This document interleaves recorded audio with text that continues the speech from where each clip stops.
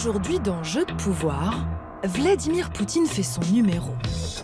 Pour les élections du 18 mars, le maître du Kremlin n'a plus qu'un seul argument de vente, lui-même, dans toutes les positions. On peut se mettre à genoux ici et faire un vœu, ici aussi. Sinon, on peut aussi se lever et l'embrasser. Mais ce numéro de claquettes, en mode hyper macho, finit par en gonfler certains. Quand il ne monte pas à cheval, il fait un câlin à un ours. Il est botoxé de partout. C'est ridicule.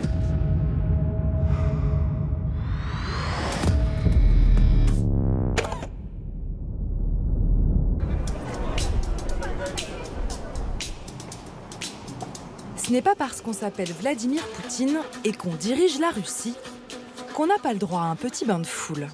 Bonjour. De temps en temps. À 2 pas du Kremlin, séance photo improvisée au contact de la population locale.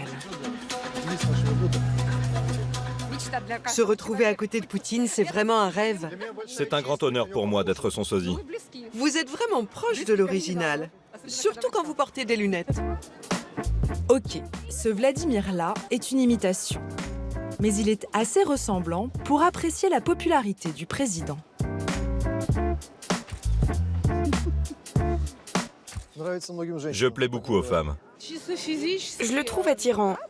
Ça se voit qu'il entretient sa forme, qu'il prend soin de lui. Il fait du sport et il a un mode de vie sain. Je sens bien que Vladimir Poutine est très apprécié. Malgré les années qui passent, il est toujours dans le coup. Et les gens ont de plus en plus confiance en lui. Vassilik le sosie est né sous une bonne étoile. Son célèbre double n'est pas près de lâcher le trône. Après 18 ans passés au pouvoir, Vladimir Poutine s'apprête à entamer un 4e mandat présidentiel. Les prochaines élections auront lieu le 18 mars et tous les sondages le donnent largement gagnant. 3/4 des Russes se disent favorables à sa réélection. Cette cote de popularité est le fruit d'une stratégie de communication simple mais efficace. Depuis des années, Poutine se présente comme un homme fort et sportif. Un homme sexy sur lequel les années n'ont aucune prise. Un homme qui a su redonner leur fierté aux Russes. Une simple séance de lèche-vitrine permet de s'en rendre compte. Là, c'est Trump bébé. À 65 ans, l'ancien espion du KGB est devenu une icône, au même titre que la cathédrale de Saint-Basile ou que les anciens dirigeants de l'URSS. C'est toujours la même image qui se dégage de ses produits à l'effigie de Poutine. Un beau gosse surpuissant et sûr de lui. Monsieur le Président. Même les traditionnels matrioshkas lui font les yeux doux.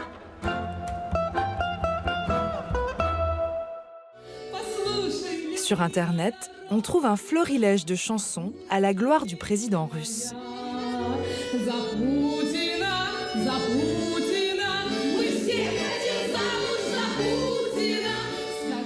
Poutine fait fantasmer les grands-mères, mais pas seulement.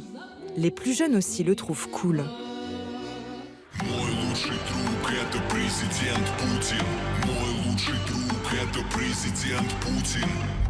Dans ce clip, le rappeur Timati compare le président à un super-héros.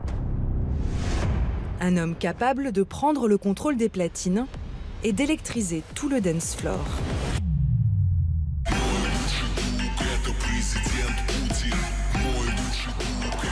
Comment se fait-il que Poutine soit autant apprécié en Russie quand tout l'Occident le considère comme un affreux dictateur? L'un des secrets de sa popularité se trouve derrière les murs de cette ancienne usine réhabilitée à l'est de Moscou.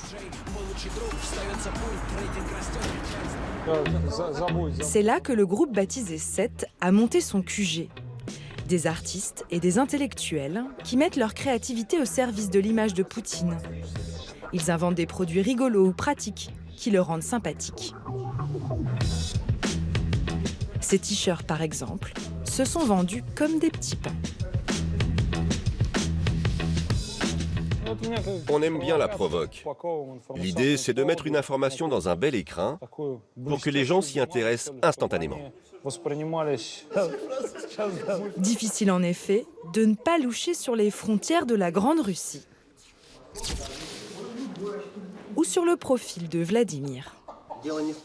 L'importance n'est pas le produit, c'est le message que diffuse le produit. Nos vêtements, nos tableaux, nos calendriers, ce sont bien plus que des objets. Si les consommateurs les achètent, s'ils les affichent, si ça leur plaît, c'est que nous faisons du bon boulot. Ce groupe, formé en 2013, compterait environ 500 créatifs répartis dans toute la Russie. Leur plus gros buzz à ce jour, une bague tête de Poutine en argent massif, vendue 300 €. Cette bague porte le nom de Poutine Versteher.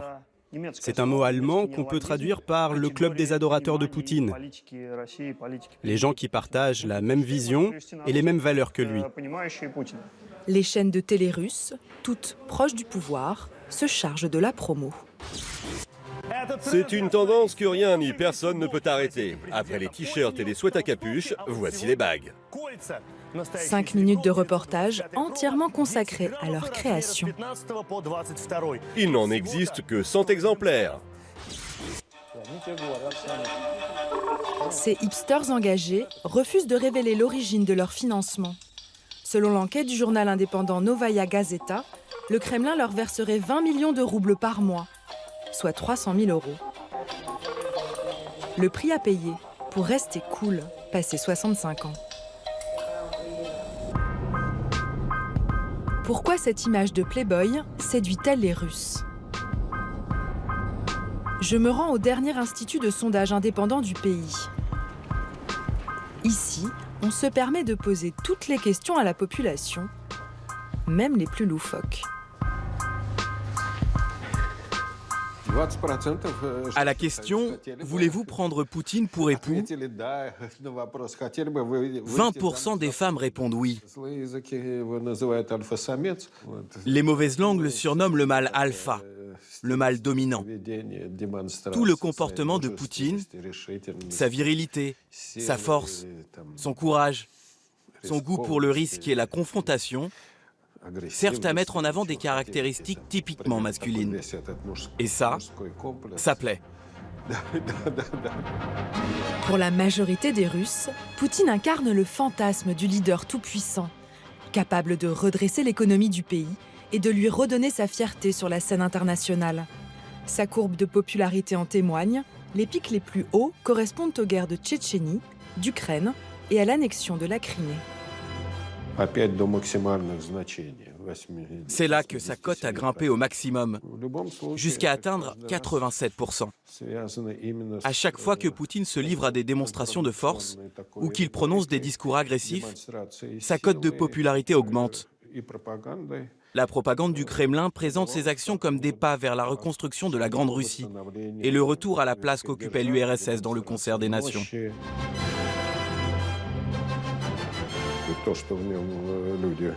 Ce que les gens préfèrent chez Poutine, c'est qu'il incarne l'autorité retrouvée de la Russie en tant que superpuissance.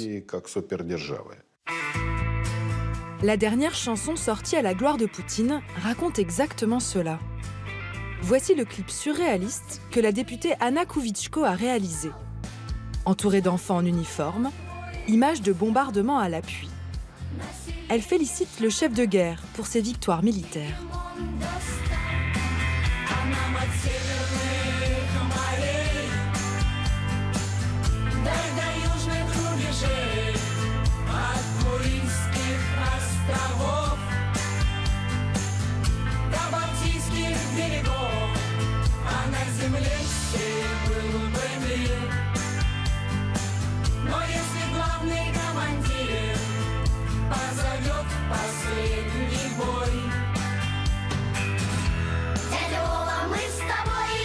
Ce tonton Vova qui appelle au sacrifice, c'est Poutine bien sûr. Des enfants à peine sortis du berceau et déjà prêts à mourir pour la patrie, ça n'a pas l'air de déranger le public. En 3 mois, le clip a été visionné plus d'1 million de fois.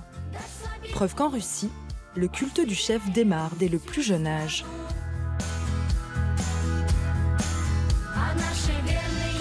17 h, l'heure du thé. Nous sommes conviés dans un appartement de la petite classe moyenne moscovite. Daria, son frère et leurs potes, une bande de jeunes qui ne fait pas mystère de ses préférences électorales. Nous soutenons notre président Vladimir Vladimirovitch. Nous voulons qu'il soit réélu. Et on espère qu'il sera notre président pour longtemps. De leur vie, ces admirateurs n'ont connu personne d'autre au Kremlin. Mais les 18 ans de pouvoir du président russe ne semblent pas avoir altéré les qualités humaines qu'ils reconnaissent en leur chef. Il est sévère. Il est intelligent. C'est une personnalité multifacette. Il est déterminé. Et il atteint ses objectifs. Enfin, nos objectifs. Et quand on leur montre les clichés virils du patron en pleine séquence nature et tradition, la réaction est unanime. Ça, c'est à la pêche. Il aime pêcher. Il est à fond pour la pêche. Nous aussi, on aime la pêche. Ouais, c'est cool. C'est comme s'il marchait sur l'eau. Mais en réalité, il marche sur des cailloux. Il est beau, sportif, il est président, et je pense que n'importe quelle femme se sentirait femme à ses côtés, en sécurité, comme protégée derrière une forteresse. Pas de doute donc, nous sommes bien chez les ultras. Plus surprenant en revanche, lorsque nous demandons à ses supporters s'ils sont prêts à s'engager dans la campagne électorale pour leur champion, la question semble totalement incongrue. Est-ce que vous comptez aller dans la rue et faire campagne pour lui ? Il me semble que ce n'est pas autorisé par la loi. Et puis en plus, ça servira à quoi? Oui, de toute façon, on est sûr que Poutine gagnera. Ce sont les candidats qui ne sont pas connus qui ont besoin d'être soutenus. Lui, il a fait tellement de choses pour les gens qu'il n'a pas besoin de publicité. Je pense que parmi les supporters de Poutine, personne ne va organiser de manifestation pour lui. Parce que tout le monde sait de quoi il est capable. Et tout le monde sait ce qu'il propose. Ça fait des années que nous le voyons à l'œuvre et qu'il est au pouvoir. C'est tout le paradoxe de ces élections. Le camp poutinien a tellement bien verrouillé le scrutin que même ses plus fervents partisans se sentent à peine concernés. Pourquoi se battre quand votre héros est sûr de l'emporter ?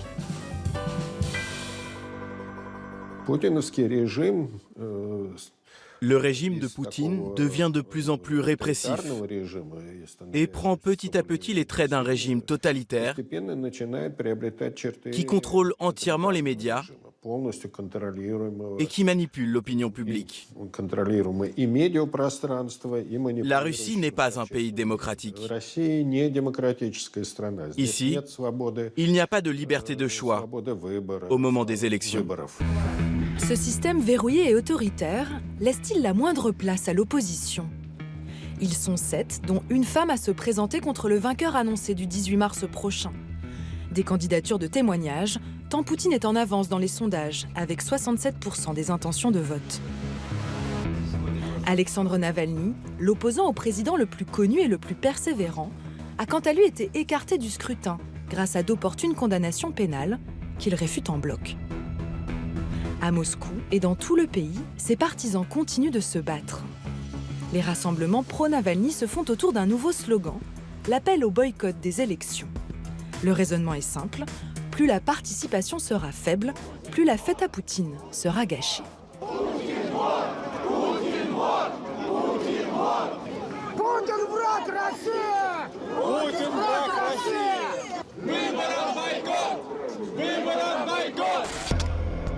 Le 28 janvier dernier, Navalny devait les rejoindre place Pouchkine à Moscou. Il n'a pas fait 20 mètres, avant de se faire cueillir par la police.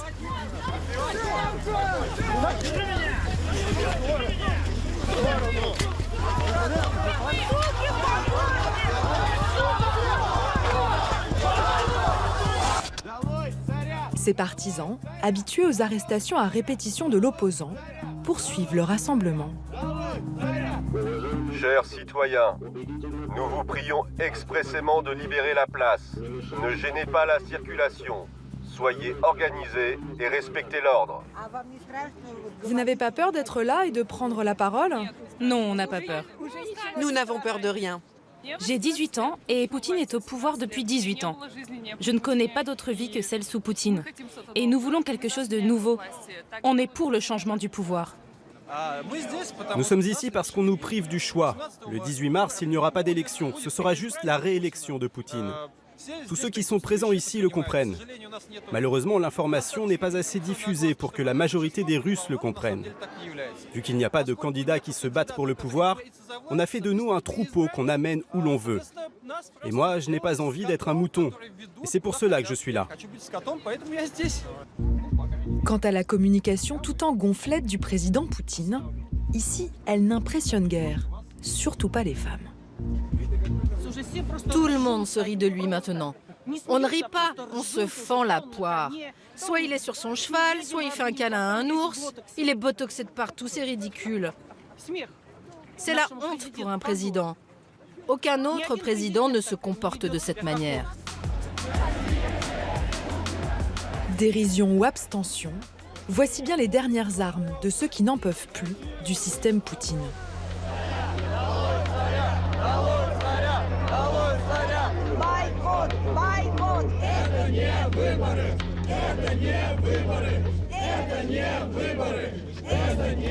Il y a quelques semaines, un lieu dédié au culte du chef a ouvert à Moscou. Cette galerie propose la plus grande concentration de Vladimir Poutine au mètre carré. Les fans y voient un hommage bien mérité. L'organisateur, lui, parle de second degré. Les gens se mettent comme ça pour la photo et ils reçoivent de l'argent de la part de Poutine. La propagande diffuse cette idée que sans lui, nous n'aurions ni argent, ni nourriture, ni stabilité, qu'il est la source de tout ce que nous avons. Donc tous les gens s'approchent pour recevoir ce cadeau. Est-ce que le public perçoit de l'ironie? Non, le public ne voit aucune ironie là-dedans. Il trouve ça normal. Alexandre n'a pas toujours combattu Poutine par l'humour. Il y a 10 ans, il s'est présenté contre l'inamovible président aux élections. Mal lui en a pris, il s'est fait mettre en prison et a perdu son fauteuil de maire d'une grande ville. Depuis, Poutine l'a à l'œil. On peut se mettre à genoux ici et faire un vœu, ici aussi. Sinon, on peut aussi se lever et l'embrasser.